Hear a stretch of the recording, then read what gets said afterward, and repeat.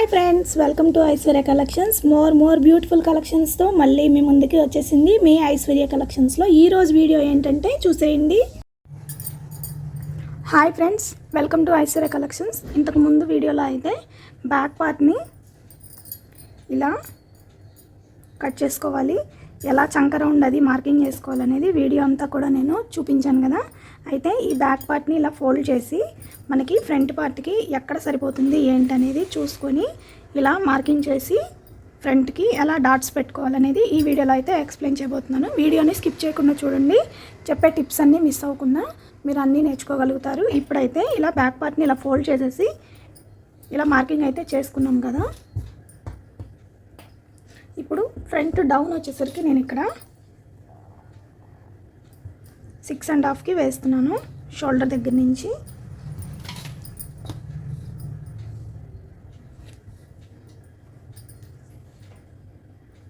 ఇలా జస్ట్ ఒక రౌండ్ వేసుకుంటే మనం రౌండ్ అయినా పెట్టుకోవచ్చు. బ్యాక్ పార్ట్ నెక్ ఇలా ఈ షేప్ అన్నాను కదా, ఇలాంటి షేప్ అయినా కుట్టుకోవచ్చు. బట్ ఇక్కడ చంక మార్కింగ్ అనేది అయిపోయింది కదా. ఇప్పుడు చంక నుంచి జస్ట్ ఇక్కడ ఎక్కడైతే ఈ క్రాస్ ఉంటుంది, గుంట ఈ రౌండ్ అనేది ఉంటుందో అక్కడ 1/2 ఇంచు నుంచి 1/2 ఇంచు లోపు ఇలా తీసుకుని కలిపేసుకోవాలి. ఇప్పుడు మనకి ఈ షోల్డర్ అనేది ఇక్కడ 3 ఇంచెస్ ఉంది. 3 ఇంచెస్కి టేప్ ఇలాగా ఫోల్డ్ చేస్తే 1.5కి వచ్చింది. ఇప్పుడు ఈ లైన్ దగ్గర నుంచి ఈ లైన్ అయితే ఉంది కదా, మనం ఈ లైన్ దగ్గర నుంచి కరెక్ట్గా 4 ఇంచెస్ మార్క్ చేసుకోవాలి. ఈ 4 ఇంచెస్ లైన్కి ఈ 1.5కి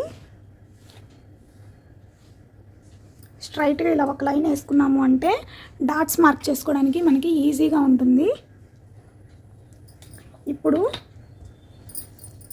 ఇక్కడి నుంచి ఈ 6.5 మార్క్ చేసుకున్న ఈ నెక్ దగ్గర నుంచి ఇక్కడికి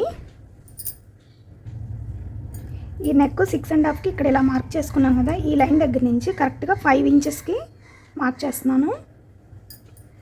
ఈ మార్కింగ్ ఇలా ఉంది కదా. ఇప్పుడు ఇక్కడి నుంచి ఇక్కడికి ఫోల్డ్ చేస్తే ఎక్కడైతే పార్ట్ వచ్చింది కదా, ఈ లైన్కి 1/2 ఇంచ్ ఇది డాట్ మార్కింగ్, సెకండ్ డాట్. ఇప్పుడు ఫస్ట్ డాట్ వేసుకున్నాం మనం. ఈ స్ట్రైట్ లైన్ వేసుకున్నాం కదా, ఈ స్ట్రైట్ లైన్కి 1 నుంచి 1.5 ఇంచు 2.5 పైకి 2.5 కింద ఒక 1/2 ఇంచు ఈ లైన్కి పెంచుతున్నాను. ఇప్పుడు ఈ లైన్ని ఇలాగా మనం ట్రయాంగిల్ షేప్ అయితే వేసుకున్నాము. ఇక్కడ 5 ఇంచెస్కి మార్క్ చేసుకున్నాం కదా, ఈ లైన్ని కలుపుకోవాలి. ఈ 1/2 ఇంచ్ అనేది జస్ట్ ఇలాగా ఒక రౌండ్ లాగా, జస్ట్ ఇక్కడ మనం డాట్ పట్టినప్పుడు షేప్ అనేది పర్ఫెక్ట్గా రావడం కోసం. అండ్ ఇక్కడ మనం ఇక్కడ 2.5 ఇంచెస్ అనేది తగ్గించాము. ఫోల్డ్ చేసి జాగ్రత్తగా వినండి. ఈ బ్యాక్ పార్ట్ ఇక్కడ 4 ఫింగర్స్ 2.5 అనేది తగ్గించాము. 2.5 ఇక్కడ డాట్ వస్తుంది, యాక్చువల్గా ఇట్లా షేప్ పట్టి వస్తుంది కదా. ఈ 2.5కి మనకి ఇది కరెక్ట్గా ఈ 2.5 ఇలా ఫోల్డ్ చేసుకున్నప్పుడు ఎగ్జాక్ట్గా సరిపోయిందా లేదా అనేది చూసుకోవాలి ఒకసారి. పైకి ఒక 1/2 ఇంచు పైకి ఈ లైన్ మీద మార్క్ చేస్తున్నాను. ఈ డాట్ పాయింట్ ఇక్కడ 1.5 మార్క్ చేసుకున్నాం కదా, ఈ లైన్కి 1 లైన్ వేసుకోవాలి. ఇప్పుడు మీకు ఫ్రంట్ పార్ట్ షేప్ అనేది కరెక్ట్గా తెలుస్తుంది కదా. ఇప్పుడు ఈ రెండిటికి సమానంగా ఇది కార్నర్ పాయింట్ వస్తుంది కదా, ఈ కార్నర్ పాయింట్ నుంచి ఇలా క్రాస్గా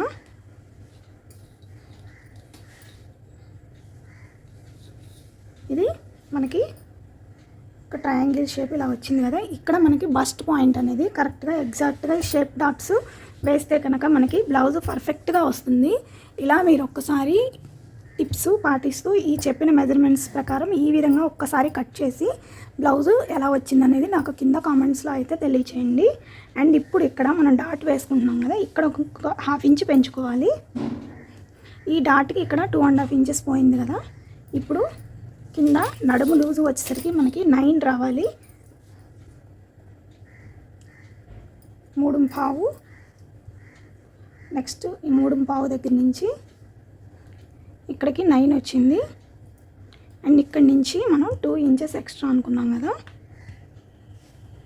ఇప్పుడు ఈ లైను కలిపేసుకుంటే మనకి ఒక 1 ఇంచ్ ఎక్స్ట్రా పెట్టుకుంటున్నాం మనం.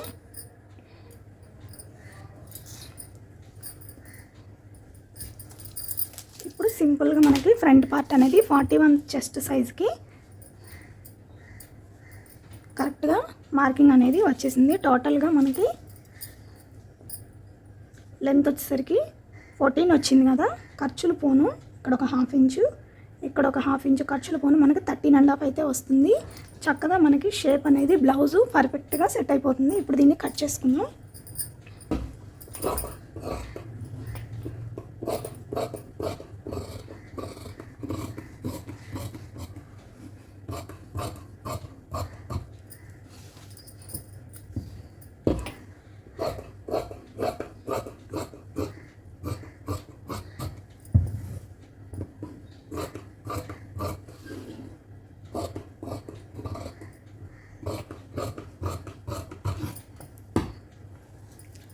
ఇప్పుడు ఒక 1/2 ఇంచుకి తీసామా లేదా అన్నట్టుగా ఇక్కడ భుజాలు జారకుండా ఉండటం కోసం ఇక్కడ ఇది తీసాము. అండ్ ఇక్కడ ఈ మెడ నెక్ వైపు కూడా తీసామా లేదా అన్నట్టుగా ఈ 2 పాయింట్స్ అనేది కరెక్ట్గా మనం తీస్తే కనుక బ్లౌజు ఫ్రంట్ పార్ట్ షేప్ అనేది కరెక్ట్గా వస్తుంది. ఇప్పుడు ఇది బ్యాక్ పార్ట్కి పెట్టి చూద్దాం ఒకసారి.